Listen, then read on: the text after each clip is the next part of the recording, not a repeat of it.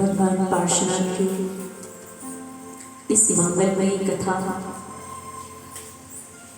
को सुनने का सौभाग्य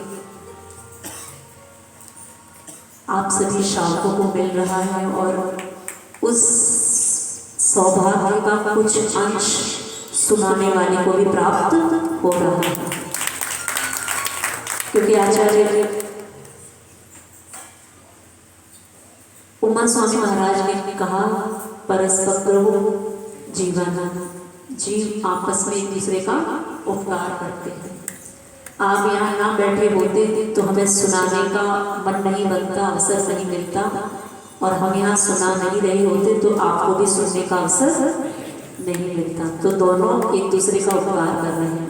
ऐसा नहीं सोचना माता जी हमारा उपकार कर रही है, आप भी हमारा उपकार कर रहे हो कि हम भगवान की कथा को सुनाने का अगर ये मंगल अवसर प्राप्त कर पा रहे हैं तो वो मात्र आपकी उपस्थिति के कारण है। अन्यथा संत निवास में अकेले कक्ष में बैठकर पाठ कथा सुनाने का मनोभाव हमारा बन नहीं सकता था।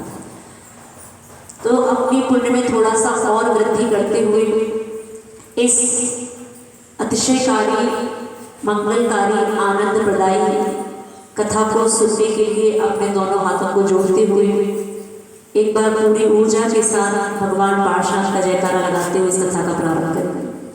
दिवाली 1000 श्री पार्श्वनाथ भगवान की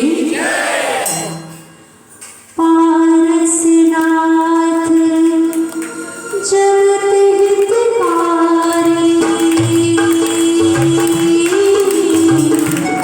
स्वामी तुम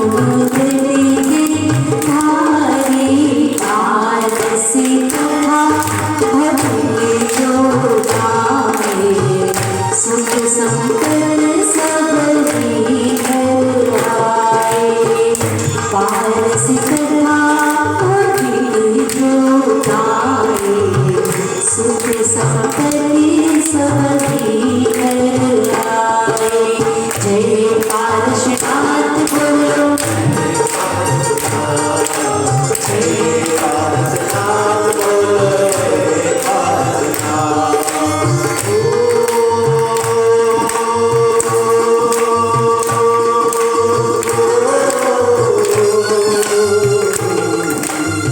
शुरू हुई के किसान सूरज मंडल की उन्हार डमर समीर करने का भार बनी क्षेत्र तीरथ जाना तारा तन मकरंद मनो सूरज सन भ्रमण गुंजो लवण सरोवर सरोवर ना दीपक धोये कमल महान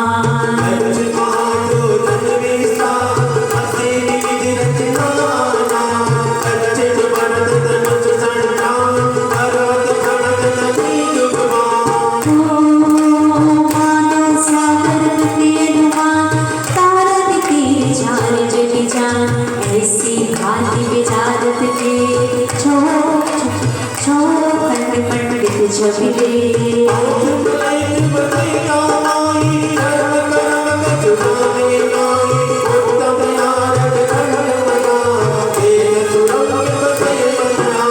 झिझकुल जहाँ रहे बहुधा पास पास सोहे पुरवा सरवर नदी से उड़ना बड़े उपवन सोचो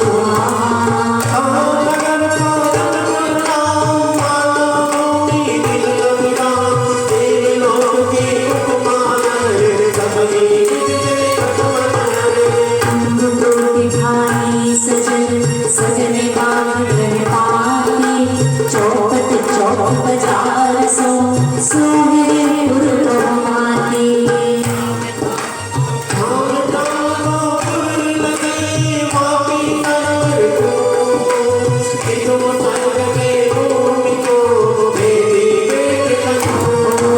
जय जय पारस नाथ बोलो जय पारस नाथ जय जय पारस नाथ जय माते जय पारस नाथ बोलो जय पारस नाथ जय पारस नाथ जय माते। पिछले कुछ दिनों में इस पाठ कथा की भूमिका बनाते हुए पांचों ही परमेष्ठी के चरण कमलों में नमस्कार करते हुए माँ शारदा को भी नमस्कार करते हुए और उसके पश्चात आचार्य परमेष्ठियों को नमस्कार करते हुए आज इस कथा का प्रारंभ हो रहा है, जिसमें पार्श्वनाथ भगवान के 10 भाव के पूर्व के अगर उनके जीव को देखा जाए तो उस अवस्था में उनका नाम गर्भवती है। आप सभी सुनते आए पढ़ते आए कि पार्श्वनाथ भगवान के ऊपर उपसर्ग कमठ में किया गया। एक कमठ नाम की प्रसिद्धि हो तो गई, लेकिन आपको इतना भी जानना कि कमठ वो उसके 10 भाव पहले का नाम था, लेकिन वो कुछ नाम इतने फेमस हो जाते हैं, कुछ नाम इतनी प्रसिद्धि को प्राप्त हो जाते हैं कि जीव फिर कितने और भाव भी ले ले उसका एक ही नाम फेमस हो जाता है। तो ऐसे जो कमठ का नाम आता है ये उसका उस भाव का नाम नहीं है जिस समय उसने पार्श्वनाथ भगवान पर उपसर्ग किया, उसका वो नाम तो 10 भाव पूर्व का है। जिस समय उसने उपसर्ग किया वो तो उस समय देव पर्याय है, संवर नाम का देव है। ये भी आपको इस कथा के माध्यम से समझना है। तो ऐसे वो मरुभूति का जीव और कमठ का जीव कहाँ पर उनका निवास स्थान है, ऐसे उस निवास स्थान को जानने के लिए सबसे पहले जम्बूद्वीप का वर्णन आता है। क्योंकि आपने सुना होगा कि असंख्यात द्वीप होते हैं और असंख्यात समुद्र होते हैं।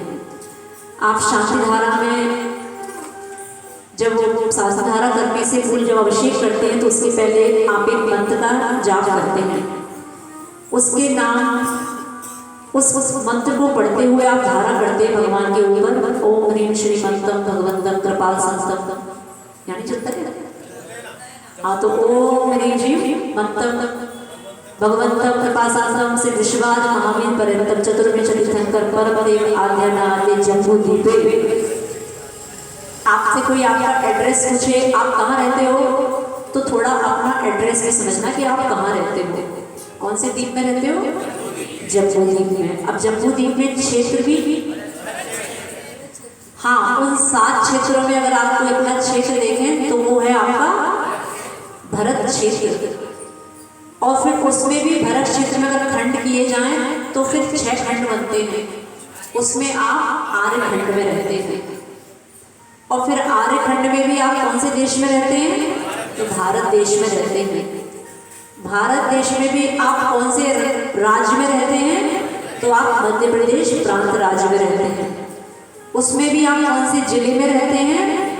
तो वो आप नीमच जिले में रहते हैं। फिर उसमें भी आप कौन से गांव में रहते हैं? तो वो सिंगरौली नगर। अब आया आपका सिंगरौली। तो ये कौन सा द्वीप, कौन सा क्षेत्र, कौन सा खंड, कौन सा देश, कौन सा राज्य और कौन सा गांव, ये सब हमें समझना है कि ऐसे असंख्यात द्वीप हुआ करते हैं। जम्बू द्वीप, धारती खंड, अन्य अन्य।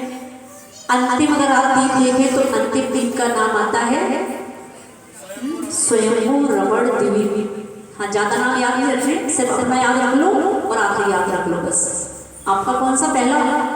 जम्बू द्वीप। और अंतिम द्वीप का नाम स्वयंभू रमण द्वीप। तो ऐसे जम्बू द्वीप के अगर आप खंड किए जाएं तो जम्बू द्वीप जो पूरा एक गोले के आकार का है, चूड़ी नुमा आकार, तो उसमें आप देखेंगे उसमें 6 पर्वत हैं और 6 पर्वतों के माध्यम से उस जम्बू द्वीप के 7 भाग हुए हैं।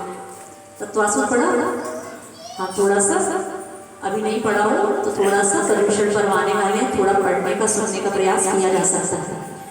तो ऐसे उस जम्बू द्वीप को बांटने वाले 6 पर्वत हैं। देखो, डरना नहीं कि पाठ कथा होते होते ये क्या हो गया, डरना नहीं है। जब आप भी गाड़ी ड्राइव करते हैं तो गाड़ी कभी ऊपर चढ़ती है और गाड़ी कभी ढलान पे नहीं आती है। तो 3 दिन से गाड़ी थोड़ा ढलान पे चल रही थी। आज थोड़ा गाड़ी को थोड़ा सा, ज़्यादा देर के लिए नहीं, ज़्यादा देर करोगे हमें पता है कल से आने वाले नहीं, तो थोड़ा सा गाड़ी को मात्र इस व्यवस्था को समझने के लिए ऊपर थोड़ी ऊंचाई पे लेना पड़ेगा कि ये जम्बू द्वीप को बांटने वाले 6 पर्वत हैं। कौन कौन से? हिमवन, महाहिमवन, निशद, नील, रुक्मी और शिखर। ऐसे 6 पर्वत हैं और 6 पर्वत ऐसे क्रम से खड़े हैं। तो 6 पर्वत के खड़े होने से वहां 7 क्षेत्र बन गए। पर्वत अगर 6 खड़े होंगे तो क्षेत्र कितने बनेंगे? 7 क्षेत्र बनेंगे, जिसको आप जानते हैं तत्वास्वत में भी आचार्य उमा स्वामी महाराज ने लिखा है। क्या लिखा है? भरत, हेम्बर, हरि, विदेह, रम्य, हैरण्य और ऐरावत। आपको मत इतना समझना कि नीचे जो दक्षिण की दिशा में है, जब आप गोला करेंगे तो उसके नीचे कौन सी दिशा पड़ेगी? दक्षिण दिशा। तो आपका जो भरत क्षेत्र है वो कौन सी दिशा में? दक्षिण दिशा में। और दक्षिण दिशा के विपरीत ऊपर कौन सी दिशा होगी? उत्तर दिशा होगी। उत्तर दिशा में ऐरावत क्षेत्र है। बस इतना याद रखना है, ज्यादा कुछ नहीं है ना, ज्यादा दिमाग पे लोड नहीं लेना है। सिर्फ इतना समझना है कि आप जिस भरत क्षेत्र में रहते हैं वो बोलो तो दक्षिण दिशा में है। और दक्षिण दिशा में अगर वो भरत क्षेत्र है तो वो कैसा है, उसका भी देखो थोड़ा आगे वर्णन में लिखा है। जम्बू द्वीप दिपे ये सारा सूरज मंडल की उन्हार को, जम्बू द्वीप सूरज मंडल के जैसा प्रकाशमान है। और उसके बीच में क्या है?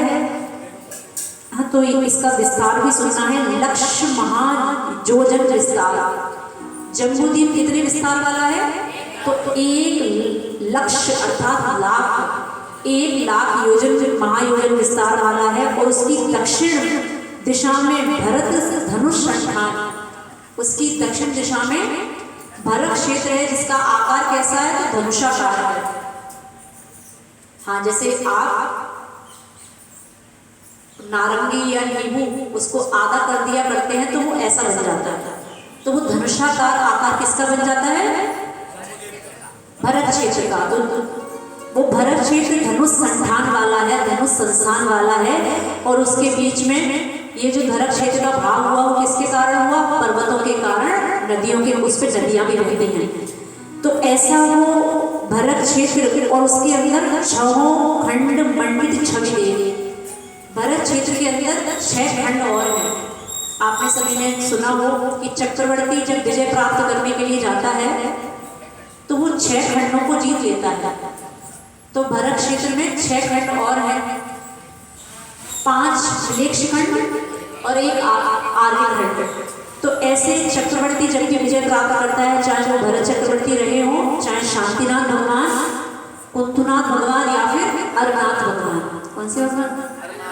अरनाथ, हाँ नहीं बोलना है, अरनाथ भगवान।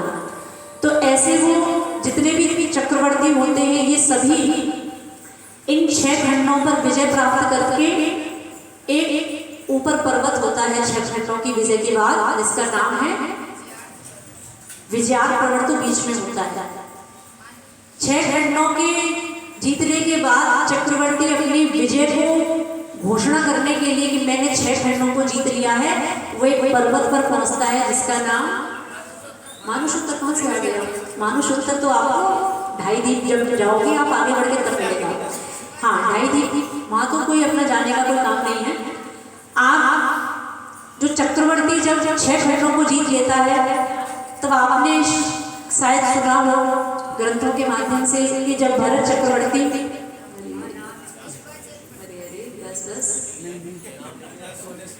हाँ जब भरत चक्रवर्ती उस 6 खंडों को जीत लेता है तो वो एक पर्वत पर पहुंचता है जिसका नाम है वृषभाचल पर्वत। ठीक है, वृषभाचल पर्वत पर पहुंचता है और वहां वो लिखने जाता है कि मैंने 6 खंडों पर विजय प्राप्त कर ली है। लेकिन जब देखता है कि मुझसे पहले तो इतने सारे चक्रवर्ती यहाँ तो नाम भरे पड़े हैं, समझ में आ रहा है, तब उसका मान गलित होता है। अरे मैं समझता था कि 6 खंडों पे मैंने विजय प्राप्त की है, मुझसे पहले तो और भी पहुंच गए बड़े बड़े योद्धा, तब उसका मान गलित होता है। लेकिन देखो अब मेहनत करके पहुंचा तो है, अब नाम तो लिख के आएगा, तो वहां पे वो अपना जो रत्न है काकड़ी रत्न, उसके माध्यम से वो वहां एक नाम को हटाता है और अपने नाम को, मतलब वो वृषभाचल पर्वत पर इतने नाम लिखे हुए चक्रवर्तियों के, तब उसका मान गलित होता है कि मैं अकेला चक्रवर्ती नहीं हूँ, मुझसे पहले तो इतने सारे हो चुके। लेकिन तीर्थंकर भगवान का पुण्य कुछ विशेष होता है। शांतिनाथ भगवान, कुंतुनाथ भगवान और अरनाथ भगवान, ये भी तो तीर्थंकर थे और साथ में चक्रवर्ती भी थे। लेकिन इनका पुण्य कुछ इस रूप में उदय में आता है कि ये जब वृषभाचल पर्वत पर पहुंचते हैं तब इनको किसी का नाम बिगाड़ना नहीं पड़ता, वहाँ भगवान के पुण्य के उदय से एक स्थान स्वतः ही वहाँ बन जाता है। जैसे ही वो वहाँ नाम लिखने जाते हैं, वहाँ स्वतः ही इतना स्थान अपने आप बन जाता है कि वहाँ वो अपने नाम को लिख सके, क्योंकि तीर्थंकर भगवान है, वो किसी का नाम मिटा के अपना नाम लिख नहीं सकते, लिखने का भाव भी नहीं आता। तो ऐसे उस भरत क्षेत्र में 6 खंड होते हैं जिसको जीतने वाले कौन होते हैं? चक्रवर्ती होते हैं, जिन 6 खंडों को वो जीत लिया करते हैं। और जो ये मरुभूति का वर्णन आ रहा है, वो मरुभूति का निवास स्थान कहाँ है? तो इसी भरत क्षेत्र में एक नगरी है जिसका वर्णन आगे आ रहा है। 5, इसको थोड़ा पीछे पहुंचा दिया जाए, दुर्घटना घटने देर नहीं लगेगी। हाँ थोड़ा सा नीचे। तो वहां इस भरत क्षेत्र में 5 मिलेक्ष हैं और एक आर्यखंड है। मिलेक्ष में अगर आप जानते हो, सुना हो, पढ़ा हो, तो मिलेक्ष खंड में सब प्रकार के अधर्म का भाव रहता है। वहां धर्म का कोई भाव नहीं रहता, वहां जीवों का गुण स्थान भी कौन सा रहता है? मात्र प्रथम गुण स्थान रहता है, मिथ्या गुण स्थान रहता है। तो ऐसे वहां 5 मिलेक्ष खंड हैं और वहां उस उत्तम आरज खंड मझार एक खंड और है जो उत्तम है, जिसका नाम है आर्यखंड, और उसमें एक नगरी है तहाँ नगर पोदनपुर नाम, मानो भूमि तिलक अविराम। वहां एक नगरी है, बहुत सुंदर नगरी, जिसका नाम है पोदनपुर नगरी। भगवान बाहुबली स्वामी इसी नगर के राजा थे। आदिनाथ स्वामी ने जब अपने पुत्रों को राज दिया तो भरत को अयोध्या और बाहुबली को इसी पोदनपुर का राज दिया था। तो उसमें एक नगरी है जिसका नाम है पोदनपुर, और वो नगरी ऐसी है जैसे भूमि का तिलक कर रही है, वो इतनी शोभायमान नगरी है। देवलोक की उपमा धरे वो नगरी की शोभा इस प्रकार है कि उसकी तुलना यहाँ स्वर्ग से की जा रही है। सब ही विद देखत मन हरे। जब भी कोई व्यक्ति इसको देख लेता है सबके मन को वो भूमि हर लिया करती है। ऐसी वो सुंदर पोदनपुर नगरी है। आगे इस पोदनपुर का और वर्णन करते हुए अंतिम लाइन में अगर आप देखें कि तो स्वर्ग ने भूमि को भैंसी भेंट अनु। वो पोदनपुर नगरी इतनी सुंदर लग रही है, ऐसा लग रहा है जैसे किसी ने स्वर्ग के रूप में उसको भेंट किया हो कि मैं आपको स्वर्ग भेंट कर रहा हूँ। ऐसी वो सुंदर पोदनपुर नगरी है। उस पोदनपुर नगरी में आगे क्या क्या होता है, कौन कौन वहाँ निवास करता है, क्या घटना वहाँ पे घटती है, दोनों हाथों को जोड़ते हुए आगे की कथा को समझेंगे। आप पूरी भक्ति में आपके साथ। और ये आपका सिर ये ठोता नारियल नहीं बनना चाहिए, ये हिलता रहना चाहिए जिससे हमें पता लगे सिंगोली वालों का सिर है, नारियल नहीं है। जेली प्रजा जहाँ पली बसे ताने पूछा दिले। जेली भवन ऊंचे अतिबल शुक्र प्रजा सो शुभ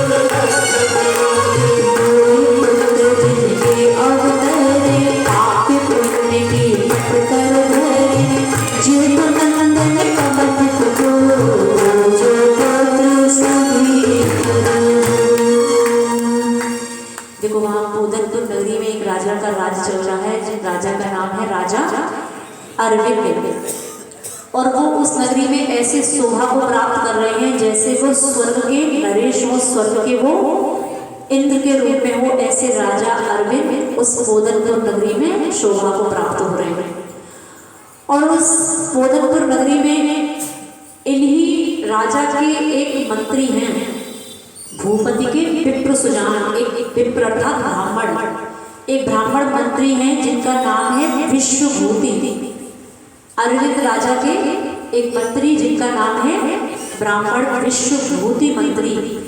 और उन्हीं विश्वभूति मंत्री के एक सती हैं, सती मतलब उनकी पत्नी है, तिया उनकी पत्नी है, अनुदर सती उनकी पत्नी है, अनुधरी जो सती है, अनुधरी नाम की स्त्री है। वो रूप में अत्यंत शोभा को प्राप्त है, शील गुण वाली है, लक्षणवती और लक्षणवती भी है, अनेक लक्षणों से युक्त है। कल आपको बताया कि स्त्री 64 कलाओं से युक्त होती है, वास्तव में वो ही स्त्री है जिसके अंदर कितनी कलाएं हो, 64 कलाएं हो। ऐसी वो स्त्री यहाँ पे उसकी पत्नी के रूप में है जिसका नाम है अनुधरी, है ना, नाम वास्तविक भी नाम समझना है। हाँ, यहाँ थोड़ी भाषा में परिवर्तन है। अनुधरी नाम की उनकी स्त्री है और 2 पुत्र तिनके अवतर हैं। उनके गर्भ से 2 पुत्रों का अवतरण हुआ। पाप पुण्य की पटधर है, जो वास्तव में पाप पुण्य की पटधर है। पाप और पुण्य का अगर आपको कहीं स्वरूप समझना है, पाप किसे कहते हैं, पुण्य किसे कहते हैं, तो आप इस पाठ कथा से समझ सकते हैं कि वास्तव में पाप और पुण्य क्या है। आचार्य श्री जी ने पाप और पुण्य की बहुत अच्छी परिभाषा दी कि जो क्रियाएं हमें पुण्य से दूर रखें वो पाप है, और जो क्रियाएं हमें पाप से दूर रखें वो पुण्य है। आप मंदिर में आते हैं, भगवान का पूजन अर्चन करते हैं, भगवान का स्पर्श करते हैं, गुरु के प्रवचन सुन के भगवान जिन्हें भगवान की देशना का श्रवण करते हैं, ये सब पुण्य क्रियाएं हैं। इसलिए समझना कि आप अभी सब पापों से बचे हुए हो। लेकिन यहाँ से निकल के जैसे ही आप नीचे पहुंचोगे, ये 5 इंद्रिय रूपी चोर आपके घर में डाका डालने लगेंगे। इसलिए कहते हैं कि थोड़ा सा साधु की संगति में बैठकर अपने पापों का थोड़ा सा प्रक्षालन कर लिया जाए, क्योंकि आज भगवान महावीर स्वामी ले जाए इतना पुण्य तो आपका नहीं है, लेकिन भगवान महावीर स्वामी के मार्ग पर चलने वाले आपको मिल रहे हैं, ये भी थोड़ा सा पुण्य अपना माना जा सकता है। क्या सिरोली वालों? हाँ, आप वो विस्तार आ रहा क्या स्वभाव है, भूमि का स्वभाव है, वहां धर्म नहीं होता। पंचम काल में मोक्ष क्यों नहीं हो रहा? सब उस काल का प्रभाव है, उस भूमि का प्रभाव है कि वहां उस प्रकार का मिथ्यात्व स्थानीय रहता है, वहां जीवों के अंदर धर्म के भाव नहीं होते। तो दो पुत्र हैं, जेठो नंदन कमट कुपोत। जेठ समझते हैं? घर में जेठ जी है कि नहीं है? घर में जेठ जी हैं, तो जेठ जी का मतलब जो बड़े हैं वो जेठ हैं। तो जेठो नंदन कमट कपूत, जेठो नंदन जो बड़ो नंदन है वो कमट है, लेकिन एक साथ में विशेषण और लगा है, कुपूत है। पूत तो है, पूत तो है, लेकिन कुपूत के रूप में है। और दूजो पुत्र सुधी मरुभूत, सुधी हाँ ज्ञानी, सुधी श्रावक, ज्ञानी श्रावक, सुधी पुत्र, ज्ञानी पुत्र। एक पुत्र और है जिसका नाम है मरुभूत, वो छोटा पुत्र है। तो ऐसे वो मंत्री के, विश्वभूति मंत्री के पत्नी का नाम अनुंदरी है। हाँ, सब करेक्टर याद रखने, अपनी पत्नी के नाम तो याद बहुत रखिए, अपने बच्चों के नाम तो जीवन भर से चल रहे हैं, लेकिन थोड़े इनके नाम भी याद रखने हैं। जिन कथा को सुनने से आपके लिए सभी प्रकार का पुण्य बढ़ता है, ऐसे जीवों के नाम याद रखने से भी आपके जीवन में बहुत कुछ अच्छा हो सकता है। कहानी सुनाई थी टमाटर वाली? नहीं सुनी थी क्या? अरे बड़ी समस्याएं हैं। हाँ, टूटी चप्पल सड़ा टमाटर, कितने लोगों ने नहीं सुन पाई? क्यों? अब पुराना प्रवचन सुन लेना, ठीक है? अब 12 कब तक सुनाएंगे? संक्षिप्त में आपको मात्र इतना समझना कि आपको संसार की सभी चीजें याद रहती हैं, अपनी गृहस्थी संबंधी सब चीजें याद रहती हैं। आपको अपने बच्चे का जन्मदिन याद रहता है, पड़ोसी का, अपने घर की बात तो छोड़ो, पड़ोसी के घर में भी कब बहू आई थी और उसके यहाँ भी बच्चा कब हुआ था, ये भी हमें याद है, क्योंकि हम पड़ोसी हैं। माता जी पड़ोसी धर्म तो निभाना पड़ेगा ना, वो बेचारा भूल जाए तो कम से कम हम तो याद रख लें। तो आपको अपनी सभी संसार भोग की व्यवस्था सब याद रहती है, लेकिन थोड़ा सा इनको भी याद रखने का प्रयास किया जा सकता है। और हमको ऐसा लगता है कि अभी अष्टांगिका पर्व के बाद हमने आपको सिखाया था कि मसाले आटे की मर्यादा कितनी हो जाती है पुरुष वर्ग? हाँ ठीक है, बहुत होशियार हो गए तो। हाँ, 3 दिन ना कहेंगे, इस प्रकार को घंटे के रूप में भी ले सकते हैं, 72 घंटे। तो प्रवचन की भी कुछ मर्यादा बननी चाहिए कि नहीं? मर्यादा मतलब समझ रहे हो? अगर आज का पढ़ाया हुआ कल कुछ पूछा जाए तो उत्तर देने का प्रयास करना चाहिए कि नहीं? कम से कम उसकी मर्यादा 24 घंटे बन सकती है कि नहीं? तो सबकी मर्यादा तो है संसार में, जल की है, गेहूं की है, भले ही आप मर्यादित भोजन नहीं कर रहे, वो बात की बात है, वो आपका मोह है, वो आपका सब प्रकार का प्रमाद है, वो बात की बात है, लेकिन मर्यादा तो होती है ना। और मर्यादित भोजन के बाहर अगर आप उस वस्तु का सेवन कर रहे हैं तो स्पष्ट ग्रंथों में लिखा है कि आप मांसाहार का भोजन कर रहे हैं, ठीक है ना? तो प्रवचन की मर्यादा भी कम से कम कितनी बननी चाहिए? सोच समझ के बोलना है ना, आजीवन रखना चाहिए, ये भी कोई 24 घंटे की बात है। अब कम से कम कहते हैं ना मामा से ताने मामा ठीक है, कम से कम आप इतना तो याद रख सकते हैं कि अगर कोई चीज आज पढ़ाई जा रही है तो कम से कम उसकी मर्यादा 24 घंटे कम से कम। साधु अगले दिन पूछे बेटा कल क्या पढ़ाया, तो बेटा ये नहीं कहे मुझे नहीं पता आपने क्या पढ़ाया, कम से कम अगले दिन तो उसका उत्तर देना सीखे। बात समझ में आ रही? हाँ, तो आज जो बातें समझाई जा रही है अगर जीवन भर याद रख रहा हो तो बहुत अच्छी बात है, समाधि मरण तक याद रह जाए तो और अच्छी बात है, लेकिन कम से कम कितनी? कम से कम कल तक तो भगवान याद रह ही जाए, वरना भगवान हमारी नाक की चिंता नहीं होती है कभी? हाँ, भगवान हमारी नाम का क्या होगा, तो कम से कम इतनी मर्यादा प्रवचन की बनाई जा सकती है। तो 2 पुत्र हैं जिनका नाम का वर्णन आपको आया, आगे थोड़ा सा और पढ़ेंगे। जीतो लघु सुख सरल सुभाय, विश्व अमृत उपजे जुगल विप्र जगत के जाय।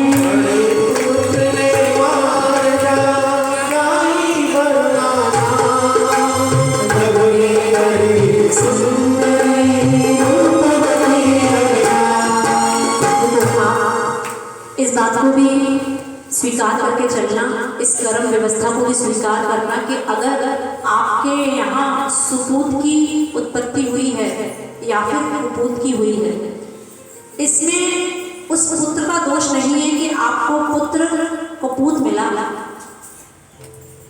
आपको पुत्र सुपूत मिला, ये मात्र आपके ही कर्मों के कारण है। कभी उस पुत्र को दोष मत देना। बच्चा घर से निकाल भी देना तब भी दोष नहीं देना। किसको?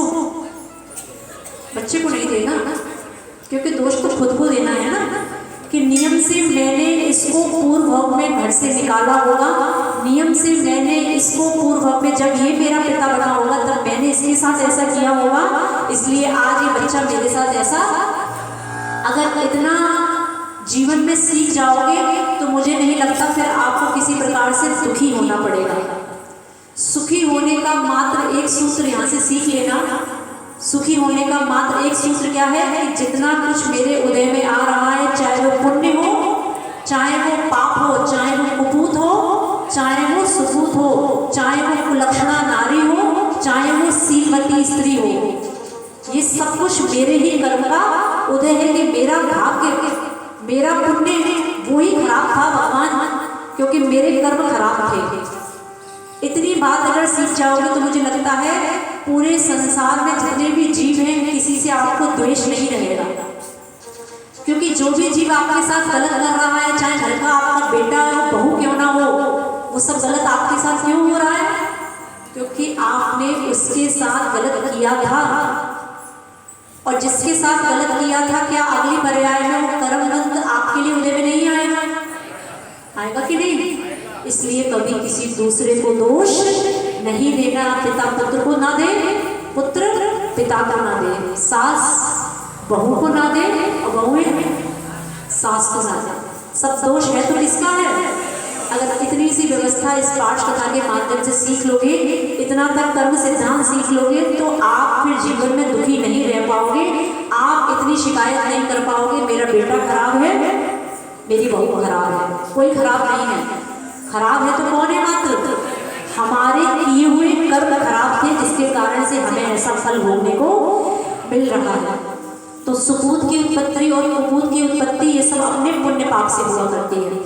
तो ऐसा ये जो पुत्र है जिसका नाम है कमठ, ये कुटिलमति वाला है, इसकी बुद्धि कुटिल है, और लघु सुख सरल स्वभाव, जो छोटा बेटा है इसका नाम है मरुति, ये अत्यंत सरल स्वभावी है, करुणावान है, शांत है, सज्जन है। विश्व अमृत उपजे युगल, कितनी अच्छी उपाधि दी है, उपमा दी है कि युगल अर्थात साथ में। देखो कैसा संजोग है कि विष और अमृत एक साथ उत्पन्न हो गए। बड़ा पुत्र विष है और छोटा पुत्र अमृत है, दोनों एक साथ उत्पन्न हो गए। विप्र जलधि के जाए, विप्र अर्थात ब्राह्मण, जलधि समुद्र, ब्राह्मण के समुद्र मतलब उसके संतान के रूप में इनका जन्म हुआ। बड़े पुत्र ने भारजा ब्याही वरुणा नाम, जो बड़ा पुत्र है जिसका नाम कमठ है, उसका विवाह वरुणा नाम की स्त्री से हुआ, और छोटा पुत्र जो मरुति है उसका नाम विसुंदरी नाम की कन्या से हुआ, जो अत्यंत रूपवती है। इन दोनों का विवाह इस रूप में संपन्न हुआ। आगे विवाह के बाद देखेंगे थोड़ा सा और क्या होता है। यूसुफ निधि से बांधव धोए, निज निज प्रेम घटारे को, भद्र चाल विष भरण कर, हंस भद्र का भूल न बजे, उपजे कहीं गर्भ सो सज्जन दुर्जन ये, लोग वज्र रक्षा करे खानो खंडे,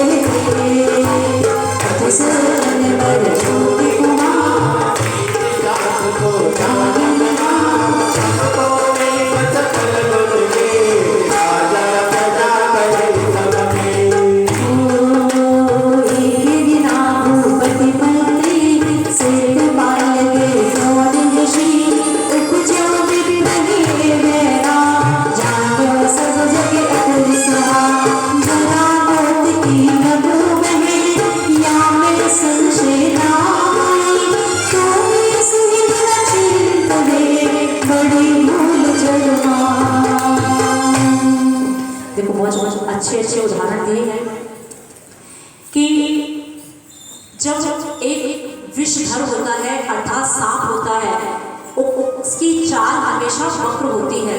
सांप को कभी चलते हुए देखा? वो टेढ़ा मेढ़ा चलेगा, लेकिन जब वो बिल में प्रवेश करता है तब वो जिंदगी भर व्यक्ति हमेशा टेढ़ा चलता है, उसको धर्म सुहाता नहीं। उससे कहो साझेदारा कर लो तो समय नहीं, प्रवचन सुन लो तो दुकान खोलनी है, आहार दान कर लो तो हमारे घर में होगा तब कर लेंगे। क्या पुरुष वर्ग होता है कि नहीं? जितना भी उसको धर्म समझाओ उसको समझ नहीं आता, हमेशा वो उल्टा ही चलेगा। भले ही यहाँ से प्रवचन सुनने की बजाय वो 8 बजे से, एक तो व्यक्ति देखा सुबह 5:30 बजे दुकान खोल रही है, अरे मैंने कब कौन आने वाला है सुबह 5:30 बजे। हाँ, तो ऐसी ऐसी चीजें देखने को मिलती हैं कि व्यक्ति समझता है कि 5 बजे सुबह से दुकान खोल लेने से ग्राहक जल्दी आता है, ज्यादा आते हैं। ये आपकी अज्ञानता है, ये आपका अविवेक है। जब जीव का पुण्य तीव्र होता है तो आप चाहे दुकान 10 बजे खोलो, चाहे 11 बजे खोलो, चाहे शाम को 1 घंटे खोलो, आपकी उतनी ही आमदनी होगी जितनी आपकी 24 घंटे सुबह 4 बजे दुकान खोलने से होती है। क्योंकि धर्म से आता है, इस बात को भी आपको स्वीकार करना है। स्वीकार कर पा रहे हो कि नहीं? यहाँ हमारे सामने या नीचे जाके भी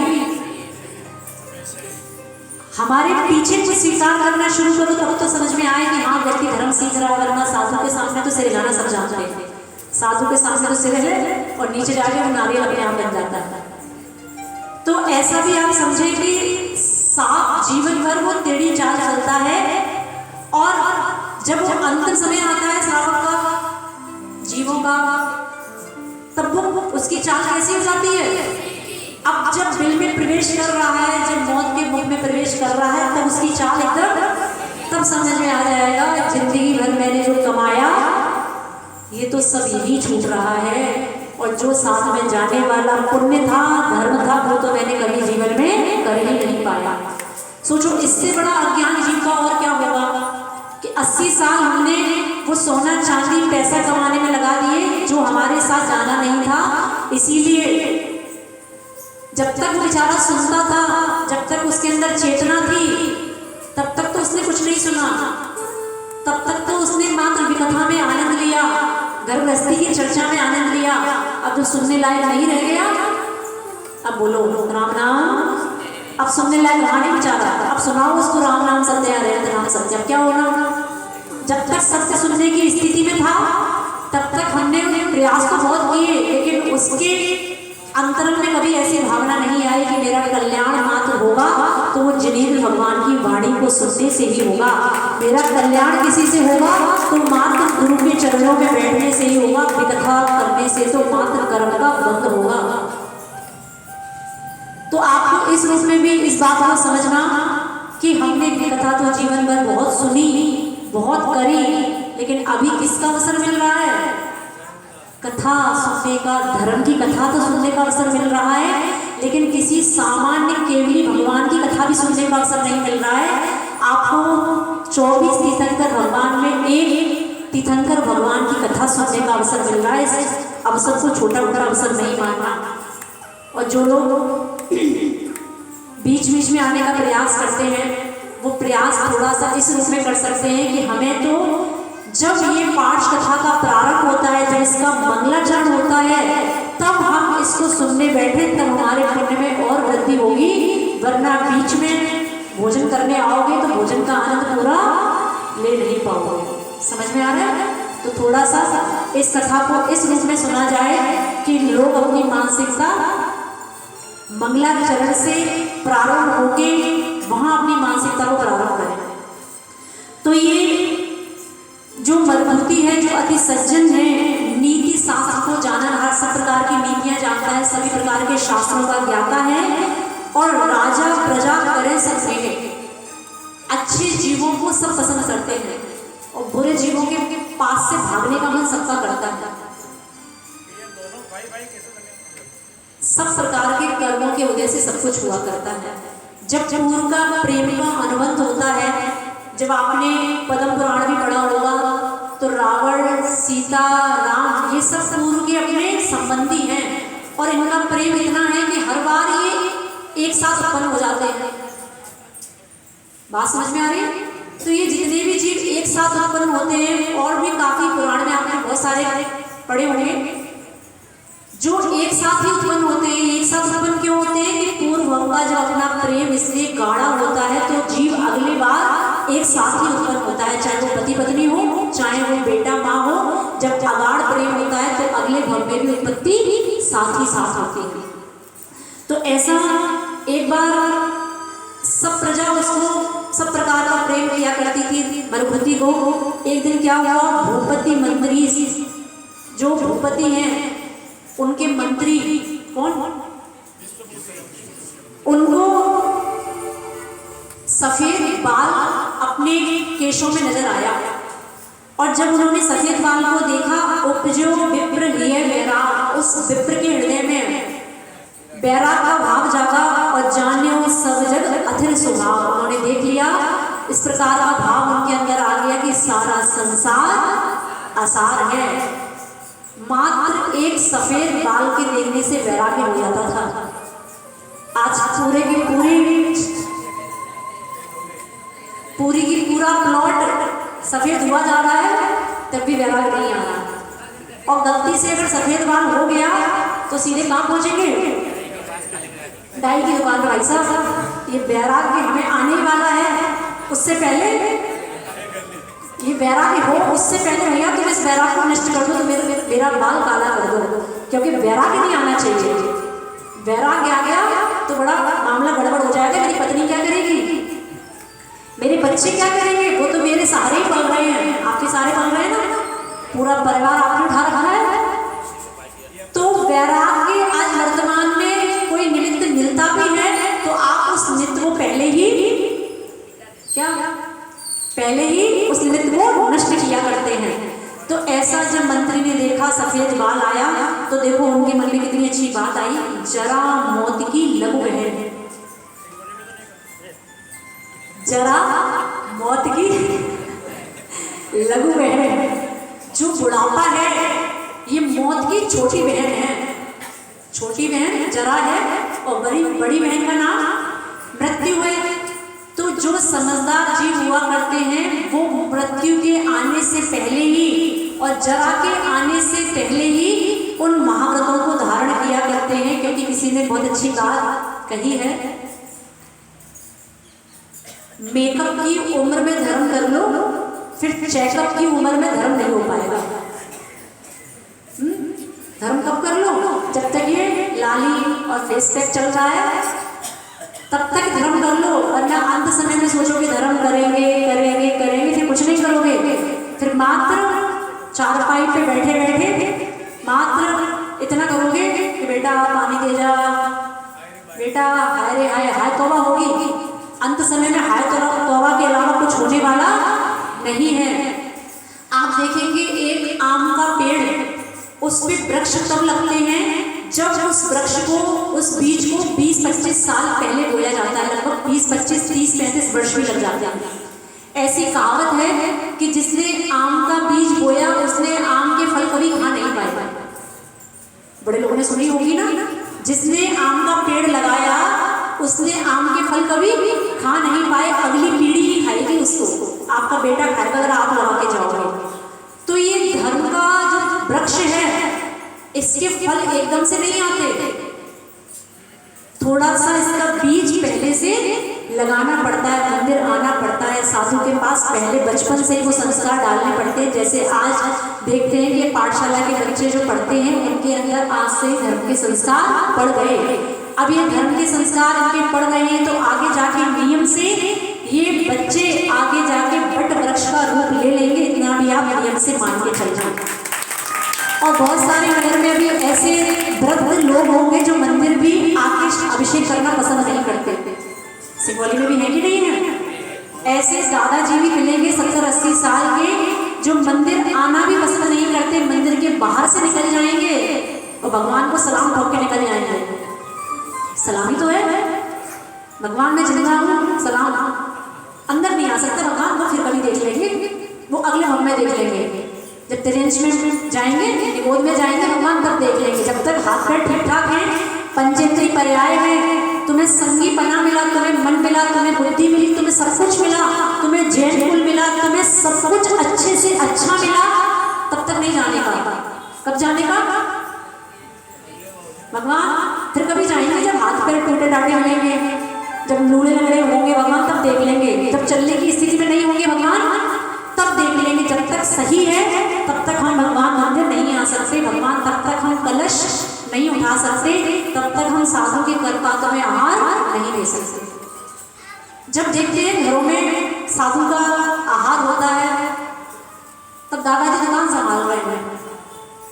अभी भी दादाजी का मन नहीं बन रहा, अभी भी मन नहीं बन रहा कि आहार दिया जाए। अब क्या करें? कब मन बनेगा? अब तुम्हारे घर तक तो आ गए, और क्या चाहिए? बात समझ में आ रही है?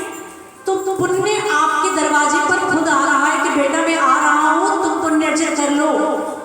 तुम्हें प्यासे को कुएं के पास जाना भी नहीं है, कुआं खुद चल के तुम्हारे पास आ रहा है। अब तुम कहो मुझे प्यास लगी नहीं है। कुछ लोग ऐसे हैं कि मुझे प्यास लगी नहीं, मैं क्या करूं कुएं का। अब कुछ ऐसे भी हैं, प्यास तो लगी है लेकिन मेरे से इतनी मेहनत नहीं होगी, मैं कुएं में बाल्टी डाल के पानी निकालूंगा, ऐसा इतना नहीं हो पाएगा। अब आहार दान भी करने के लिए थोड़ी मेहनत तो करनी पड़ेगी ना, थोड़ा तो करना पड़ेगा ना, थोड़ा तो धोती दुपट्टा अपने शरीर पे डालने पड़ेंगे, कुछ तो करना पड़ेगा ना। बिना करे कराए के दुकान चल जाती है? जब बिना कुछ किए दुकान नहीं चलती, आपकी गृहस्थी भी नहीं चलती, तो बिना किए पुण्य मिल जाएगा क्या? अब ये भी आप अपने पुण्य को पाप में बदलने में तुले हो कि नहीं, कि घर में चौका है, लेकिन अब क्या बता माता जी, ये धोती दुपट्टा पहनना बहुत ही भारी काम है। बेटे की शादी में शेरवानी पहन लेंगे, वो 5 किलो की शेरवानी हम पहन लेंगे, हम अच्छा टाई वाई भी लगा लेंगे, कोट भी पहन लेंगे, उसमें परेशानी नहीं है। ये 100 ग्राम का धोती दुपट्टा पहनने में इसमें थोड़ी जान जाती है। कितने ग्राम का है? किलो में तो नहीं है, ग्राम नहीं होगा। तो हमें समझना कि वास्तव में अगर आज हमें पंचेंद्रिय पर्याय मिली है, जैन कुल मिला है, मनुष्य गति मिली है, सब प्रकार के साधन मिले हैं। पूज्य महाराज जी ने वर्धमान स्रोत में कुछ एक पंक्ति लिखी है, उच्च कुलों में पैदा होना, सुख साधन सब पा लेना, सुंदर देह भाग्य भी उत्तम, नर वैभव भी पा लेना। ये तो सब पा लिया। अब आगे हमने क्या लिखा है? क्या लिखा है? क्यों 40 उपवास हो गए माता जी, 40 एकादश हो गए, 40 बार का विधान कर दिया, 50 बार हो गया माता जी। जब आप 22 में दिलवा के गई थी ना, तब से कर रहे हैं, बस होने ही वाले हैं। मोक्ष मार्ग के लायक ये सब पुण्य फलों को ना मानो, पुण्य फल रहा यदि मैं मानू, भक्ति करने का मन यदि होता, पुण्य फल रहा मैं जाना। भगवान मेरे पास सब प्रकार की दौलत है, संपदा है, सब प्रकार का अच्छा वैभव है, मैं इसको पुण्य नहीं कहता। अगर ये जीवन आपकी भक्ति में नहीं लग रहा है तो मैं इसको अपना पुण्य नहीं मानता। अगर ये सब चीजें मेरा जीवन आपकी भक्ति में लगता है, मैं इसको पुण्य कहता हूँ। मुझे महाराज जी ने पुण्य की ये परिभाषा दी है। तो पुण्य की परिभाषा क्या? घर में तिजोरी में भरा सोना पुण्य नहीं है। आपका जीवन अगर भगवान की भक्ति में जा रहा है, भले ही तिजोरी खाली हो चल जाएगा, तिजोरी खाली हो लेकिन मन भरा होना चाहिए। किससे? भगवान की भक्ति से। क्योंकि तिजोरी आज खाली है, कोई परेशानी नहीं, जब जाओगे तब भी खाली होगी नहीं, वो बात अलग है, लेकिन आप तो खाली जाओगे, आप धन वैभव से खाली जाओगे। तो इसलिए तिजोरी खाली रह जाए कोई बात नहीं है, लेकिन ये हृदय खाली नहीं होना चाहिए। इस हृदय में भगवान की भक्ति रूपी धन हमेशा भरा होना चाहिए, तभी ये आपका पुण्य है, आपके मानव जीवन की सार्थकता है। वरना ऐसा मानना कि हम मनुष्य पर्याय को प्राप्त किए, लेकिन चंदन का पेड़ हमको मिला तो था, लेकिन हमको पता ही नहीं था भगवान ये चंदन का पेड़ है, और हम प्रतिदिन उसकी लकड़ियां तोड़ के उसका कोयला बना बना के बाजार में बेचते रहे, और 100 रुपए का कोयला बिकता रहा, और हम खुश होते रहे कि मेरा कोयला 100 रुपए का, जबकि वो चंदन की लकड़ी 1,00,000 की बिक सकती थी, लेकिन हमने उसकी कीमत जानी नहीं कि ये चंदन की लकड़ी है। इसलिए जीवन चंदन की लकड़ी है। इसे घिसकर भक्ति का आनंद लो, संयम का आनंद लो, इसे जलाकर बर्बाद मत करो। समझ में आ रहा है? जीवन क्या है? चंदन की लकड़ी है। इसको घिसकर इसका आनंद लो, इसको जलाकर इसको व्यर्थ मत करो। इसी भावना के साथ कि आप सभी के जीवन में संयम की सुगंधी फैले, संयम का इत्र फैले, संयम की शोभा से आपका जीवन भी गुलजार हो, चमन हो। इसी भावना के साथ शिपाश नाम भगवान की थोड़ा सा प्रयास करें।